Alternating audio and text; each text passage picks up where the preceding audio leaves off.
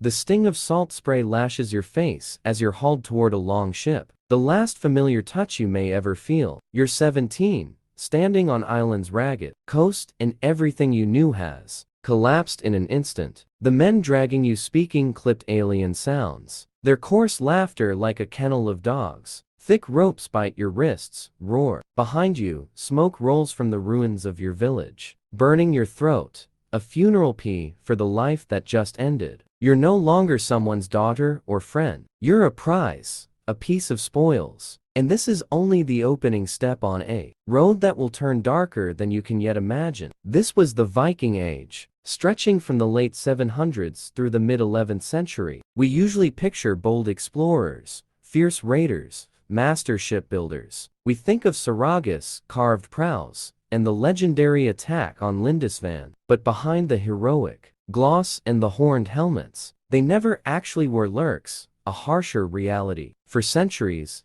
the Norse economy leaned heavily on a vast, disciplined, and chilling trade in human beings. Slavery wasn't a side effect of plunder, it was often the target itself, the richest reward a raid could deliver. From the rocky shores of the British Isles to the forests of the Slavic East, thousands of women were seized, stripped of their names, and sold into servitude. This isn't a sensational tale stitched together for drama, it's a history reconstructed from Viking law codes, from the spare but devastating records left by monks, from graves and ship burials unearthed in peat and soil, and from the coldly factual notes of Arab envoys who dealt with Norse merchants. If you're drawn to raw, unpolished history, consider subscribing and drop a comment telling us where you're watching from. Now, let's step inside the machinery that made this trade thrive. Because above all, it ran like a system. Popular stories paint raids as storms of chaos. In truth, they were deliberate ventures,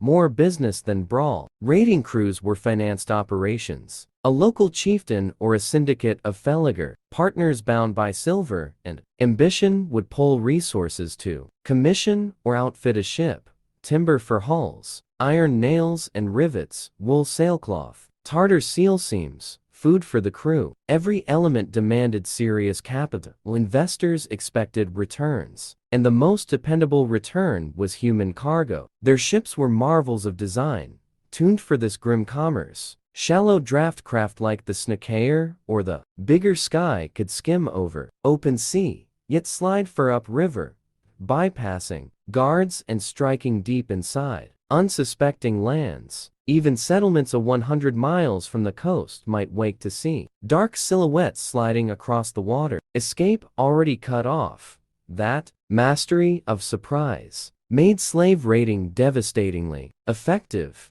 Targets were carefully chosen. What historians call soft monasteries were especially lucrative at Lona in the year 806. Norse warriors slaughtered 68 monks and hauled away captives. Such places offered more than chalices and embroidered robes. They held literate clergy and frightened villagers seeking shelter. The Irish annals of Ulster speak with icy brevity, recording disaster after disaster. One note from 821 describes a raid on Wexford, where raiders carried off a great host of women. That phrase appears again and again. This wasn't occasional cruelty, it was the business model. Once taken, woman's identity vanished. She ceased to be daughter, wife, or sister. She became mother, the Old Norse word for slave. Even the language shows how deeply dehumanizing this role was. Legal texts often referred to thurs in the New Agenda, cataloging them alongside oxen or sheep as part of a farm stock. They were fey, a term meaning both cattle and wealth. Under Norse law, there was not a legal person, but an object. She possessed no rights. A master could strike or kill her without penalty. Iceland's Graga's lawbook declared that Ather's testimony carried no weight. She could not own significant property or contract a lawful marriage. Her children inherited the same chains, ensuring the cycle endured. Free women's lives were shielded by webs of fines and honor codes. Others' life was protected by nothing. The descent began the moment she was marched from her home. Captives were roped together, driven for miles to beaches where sleek, long ships waited. There they were herded aboard packed among stolen goods and armed men for voyages lasting weeks. Picture the scene. Dozens of shivering figures crowded into an open hull barely 70 or 80 feet long, drenched by frigid spray, rationed to scraps of food and water. Sickness spread fast. Terror gnawed everyone. Many perished before landfall. For survivors, the nightmare wasn't over. Waiting at the journey's end were the slave markets. Busy, merciless hubs spread across Viking domains. They formed a network binding Ireland, Britain, and far-flung coasts to traders from Scandinavia and beyond. Among them, Dublin, known to the Norse as Difflin, rose as one of Europe's most notorious clearinghouses, a place where captives from every corner of the islands were bought, sold, and scattered to lives of enforced labor. From Dublin, women might be sold to Norse settlers in Ireland, flied back to Scandinavia, or shipped off to the new colonies of Iceland and the Faroe Islands. Yet, the web of trade stretched far wider. Important markets thrived at Hedby on the modern German-Danish frontier, and at Birka, a bustling emporium on an island in Sweden's Lake Mälaren. These eastern gateways linked the Norse world to the great river routes of today's Russia and Ukraine. Along the famed Volga corridor, captives from western raids, and in even greater numbers from Slavic villages to the east, the Sakaliba, described by Arab writers, were funneled south toward the Bontine Empire and the glittering Abbaside Caliphate. The scale of this commerce is almost beyond belief. The 10th century Persian geographer Ibn Rusta, describing the Rus, the Norsemen settled along these rivers, wrote without hesitation. They attacked the Sakaliba, seize them, carry them to Kazarun and Bulgar, and sell them there. A girl taken from an English hamlet might first be marched to Dublin, exchanged to another merchant, sent across the Baltic to Birka, and then forced down the Dnieper or Volga on a grueling trek,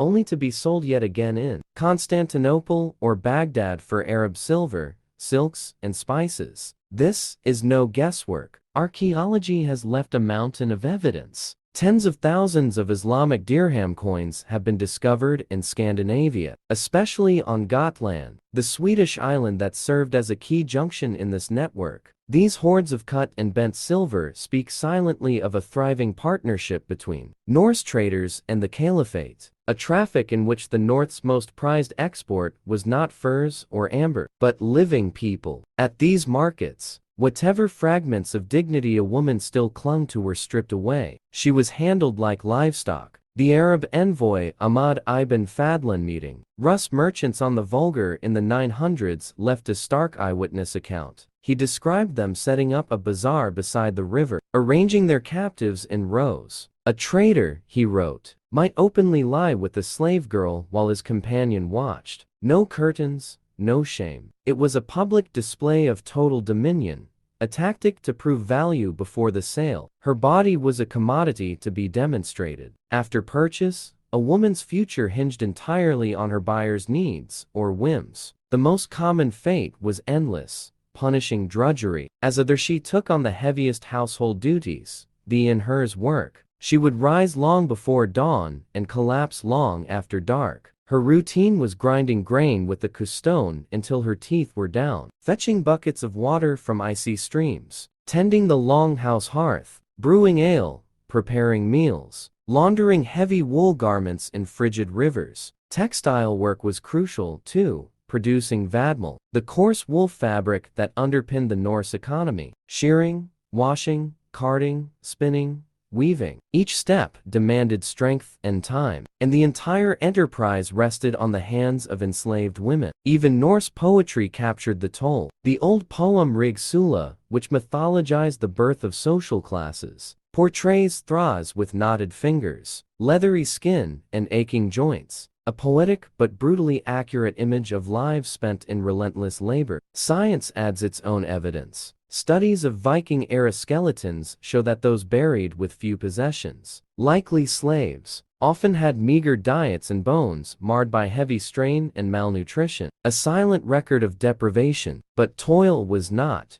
the end of their ordeal. For many, exploitation reached deeper. They were also pressed into sexual servitude. This part of Viking society is often softened or overlooked. Yet the historical and archaeological sources leave no doubt. With no legal standing, female's body belonged wholly to her owner. He could use her whenever and however he wished. The law called it a right, not an offense. Later, Icelandic sagas, though written centuries on, echo that custom plainly. Powerful men are shown taking enslaved women as concubines. In Old Norse, these were not secret liaison. They were recognized if unofficial arrangements within the household. One of the great family epics, Laxa's Saga, tells of an Irish princess named Melkorkr, captured in a raid and, legend claims, silenced by having her tongue cut out. She was bought in Norway by the chieftain Hersa Dala Karlsson and brought to Iceland as his concubine, though royal by birth and mother to his favored son Olaf the Peacock. Her station remained that of a slave. Children from such unions called frillibern occupied an uneasy middle ground. Their rights were weaker than those of heirs born to a free wife. A father might free and acknowledge them, or deny them and condemn his own blood to bondage. This created fraught undercurrents inside the long house where a lawful wife had to share her home with the enslaved women her husband kept as concubines, and for the captives themselves, that tension offered little shield. In the eyes of Norse custom, they were property first, and always. The system of sexual domination was so entrenched and so vital to Viking expansion that it has etched itself into the genetic fabric of the North Atlantic. Modern DNA research in Iceland, one of the most carefully documented Viking colonies, exposes a stark truth. Studies of today's Icelandic people reveal that around 4/5 of the Y chromosomes belong to Norse male settlers, yet more than 60% of their maternal lineages, the mitochondrial DNA passed only from mothers, trace back to Gaelic lands, mainly Ireland and Scotland. The numbers leave little room for doubt.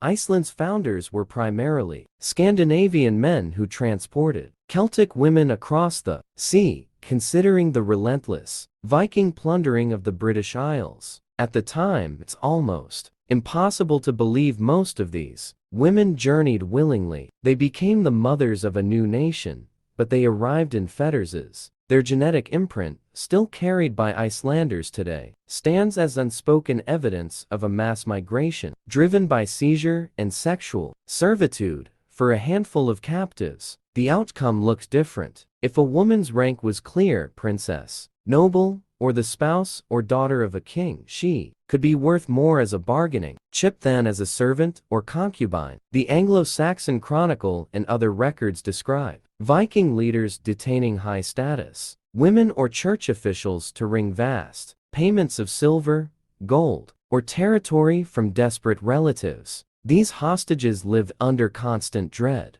pawns in the dangerous diplomacy of the age, held by the very raiders who had burned their homes and cut down their kin. Yet ransom was not the darkest road open to a captured woman. One fate almost beyond comprehension reveals how religion, dominance, and violence could intertwine in Norse custom ritual sacrifice. Both archaeology and written sources attest that human offerings occurred and that enslaved women were sometimes selected as victims. The most detailed and chilling description again comes from the Arab envoy Ahmad ibn Fadlan. In 922, while traveling along the Vula River, he witnessed the funeral of a powerful Rus chieftain. Part of the ceremony demanded that one of the man's enslaved women volunteer to die with him, destined to serve her master in the next world. But this volunteering was a fiction.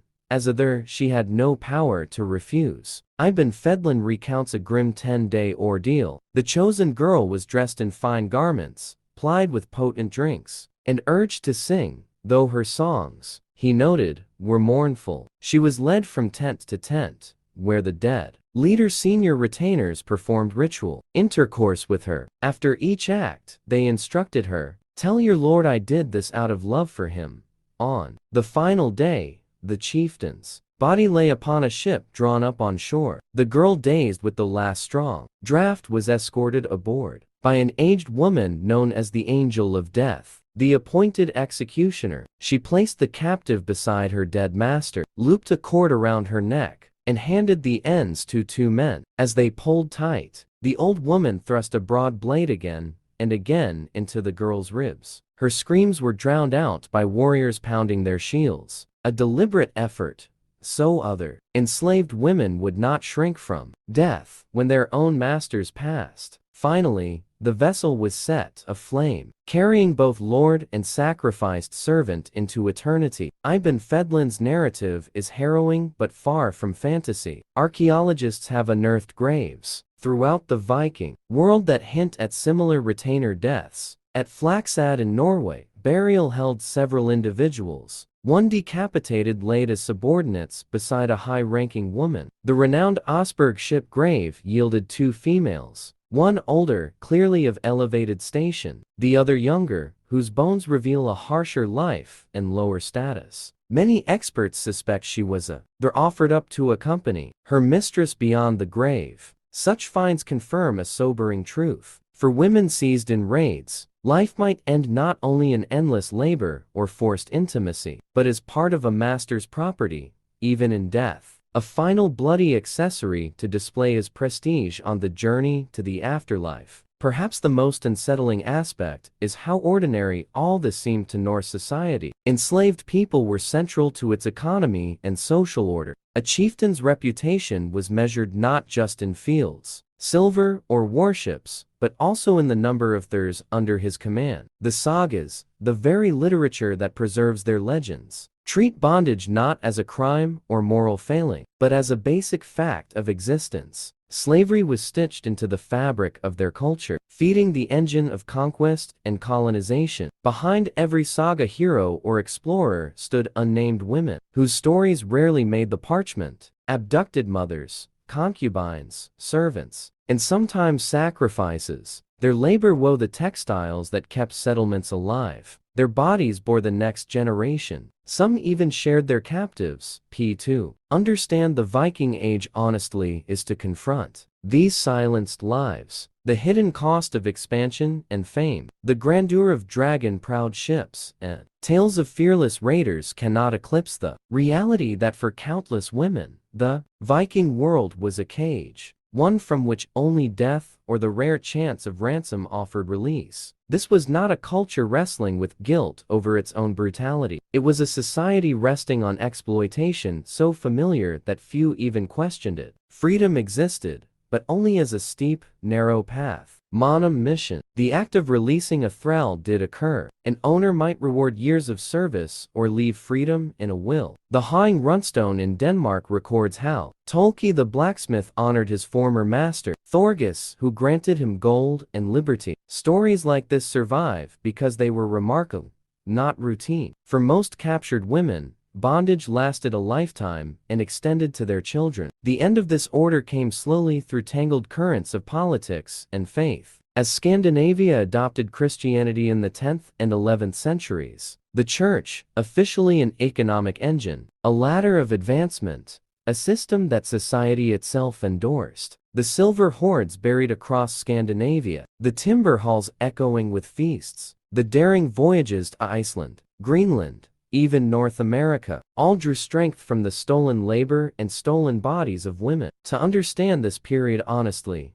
we must see the whole picture. Admire the master shipwrights, but remember the women who spun and wove the wool that became their sails. Celebrate the warrior's ferocity, but picture the terrified girls forced aboard their long ships. Treasure the Saras for their literary genius, yet read between the lines to notice the casual cruelty woven into their plots. The history of what Vikings inflicted on captured women is not a mere shadowy footnote. It is a case study in how a society can normalize the dehumanization of others. It shows how quickly human beings can become merchandise, things to be worked, traded, or discarded when worn out. The proof surrounds us in chronicles written by victims and observers, in Norse laws codifying ownership of thralls, in the DNA of living populations, and in skeletal remains scattered beneath the soil. Together, they form a stark ledger of how thoroughly slavery underpinned the Norse world. The popular image of the Viking as a free spirit, wild and unbound,